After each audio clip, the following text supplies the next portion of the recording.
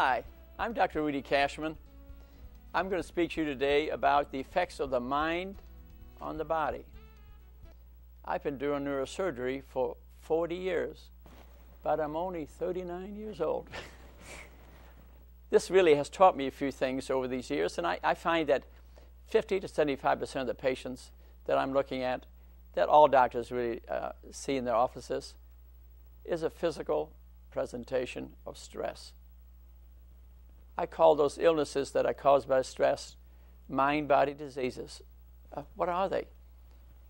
Irritable bowel, chronic headaches, atypical chest pain, skin rashes, all sorts of bowel problems. I've written a book about that, the science of it, actually. Now, hold it up for a minute. You might enjoy reading it. It's called Welcome to Your Mind-Body. That's the science behind it. I've done a number of DVDs on this subject, but this one today, I find, to me at least, and I hope you find it so also, extremely important, very interesting, but frankly, very important in terms of medical care when you go see a doctor, and you will find this, I think, fascinating. The title of this DVD is Nocebo, Nocebo, the Evil Twin.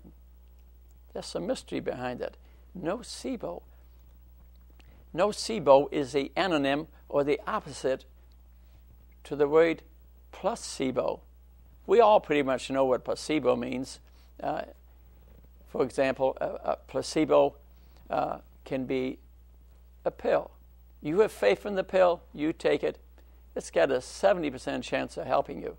Yes, 70%. It can be a doctor. A loving doctor can be a placebo. Believe me, I've been doing this 40 years. I've placeboed a lot of patients. How could I do that? They love me. I love them. They realize that. They have faith in me. It's the way I treat them. A lot of them get well, just frankly, from the treatment. A placebo can also be a procedure, an injection. Yes, even an accidental operation. Occasionally, rarely, I'll operate on somebody. Studies are negative. They have horrible symptoms. You explore to find out what's going on and find nothing. Patient gets better anyway. Very interesting. A placebo, so, is an inert pill, an injection, or an operation, or a test that causes physiological changes in your body.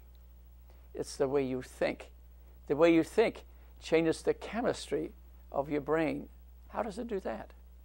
Through hormones, through neuropeptides, and neurotransmitters.